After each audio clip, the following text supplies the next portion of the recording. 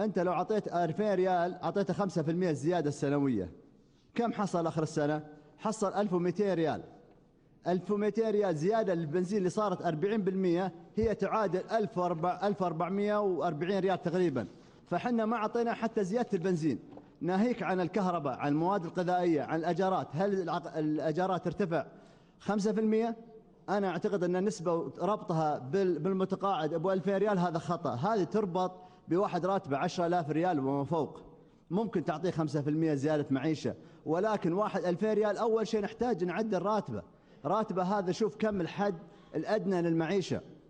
إذا كان الحد الأدنى للمعيشة أنا أتوقع ما أقل من 6000 ريال، وهذا يحتاج إلى دراسة. 6000 ريال أول شيء نحتاج نعطيه 4000 ريال، وبعدين نتكلم عن الزيادة السنوية.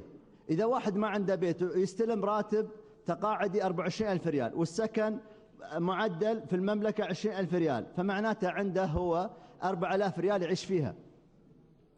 هل هذا معقول؟ والجمعيات ترفض تعطيه على أساس هذا فقير، تحول، انتهى من موظف سواء عسكري أو مدني، هذا أصبح فقير. هذا يجب الوقوف معاه، يجب إلزام الجمعيات تعطيه، ما هو بكيفهم، مو اختياري هذا الأمر، هذا منا وفينا. فما بالك لما يكون جندي خدم الوطن؟ هذول يستحقون أولويات. 40% إذا تقاعد وهو عمره 60 سنة وما عنده بيت، مو الخوف عليه هو نقول عمره الافتراضي 70 سنة، لا، الخوف على أسرته، عنده أطفال، عنده زوجة، وكل يعلم أن الراتب التقاعدي بعد ما يفوت الزوج يتوزع، فالزوجة بالأخير راح تحصل لها على 1000 ريال. إذا حصلت زوجة 1000 ريال كيف تدفع سكن؟ يصبحون العائلة مشتتة. أنا أعتقد أن اللجنة يعني دراستها الموضوع ركزت على العلاوة السنوية ولم تعالج الأصل. نحتاج إلى وقفة جادة في تحسين أوضاع هذول الناس، هذول منا وفينا، هذول أهلنا أسرنا، نحتاج إلى الوقفة معهم. أنا أرفض أن أي مواطن يتقاعد ب2000 ريال أمانة، مو أقل من 6000 ريال. كيف نضمن له عيشة كريمة؟ ليش أخليه يتسول؟ إذا حنا عجزنا من وزارة المالية تجيب دخل للمال، أو وزارة البترول أو سابك أو غيرها عجزوا يجيبون الفلوس، في اقتصاديين أكبر يقدرون يجيبون دخل للمملكة. ما نربط هذا. وإذا الصناديق فشلت في إدارة نغير إدارات الصناديق. احنا عندنا مشكلة في إدارات الصناديق كلها، نحتاج إلى إعادة تطوير استثماراتنا. ما نخلي موظف دولة جالس 20 سنة في الأخير ما يدخل مبالغ. لازم نحاسبه بشكل سنوي، تحول لشركات، لازم يكون عندنا إحساس بالمسؤولية. مو معقولة واحد يعيش بين 2000 ريال وإحنا قاعد نتفرج عليه.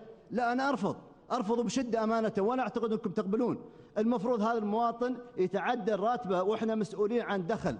في 1000 طريقة وطريقة زيادة الدخل في المملكة، والحمد لله في مجلس اليوم الاقتصاد والتنمية شغال. صحيح إنه جاء متأخر ولكن قام يشتغل، وأنا حسب علمي من القرب عنهم يشتغلون ليل نهار ويشكرون على هالشيء. ولكن إن حنا نتركه لما يتحسن دخل، أنا أرفض أمانة. حنا عندنا قدرة الحمد لله إن حنا ندفع لهم ونصلحهم حتى نحسن وضعهم.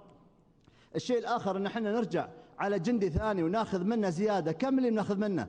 أنا متوقع ما يقل تأخذ منه 2000 ريال من راتبه. هل نروح نزيد طينة بلة بدل ما نعاد؟ يمكن هذا يشتكي، وكلنا نعرف أن الراتب العسكري الأساسي ضعيف، فكيف نروح ناخذ من الراتب الأساسي العسكري؟ بالمنطق، ولا تزر وازرة وزر أخرى. أنا أعتقد أن حتى إنشاء صندوق، على أساس إنشاء صندوق، أنا يعني اسمحوا لي اللي في اللجنة، صندوق كم المبلغ اللي ناقص؟ ممكن واحد منهم يجاوبني، ما في واحد يعرف. وبعدين إنشاء صندوق يأخذ سنوات الاستثمار. أنا أنتظر سنوات عشان تيجي الاستثمار تدخل، وذيك الساعة ابتدي يوزع. إحنا محتاج إلى علاج اليوم، مش بكرة الصباح، اليوم أمانة. وأنا